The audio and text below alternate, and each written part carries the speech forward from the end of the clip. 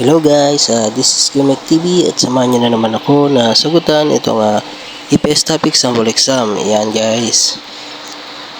Ayan, dito naman tayo sa mga receive nito. So palagay nyo guys, anong tamang sagot dyan?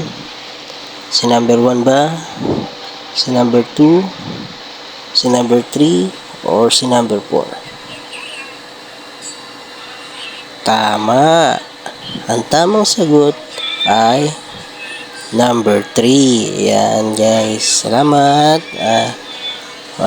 Sana wag niyong kalimutan na paki-follow, paki-like, and share, and paki-comment na rin ang iyong sagot sa baba.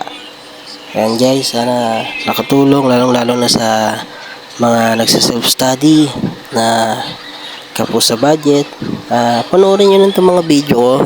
At unti-unti may matututunan kayo at may idea na kayo kung ano yung mga tamang sagot at konting review na lang.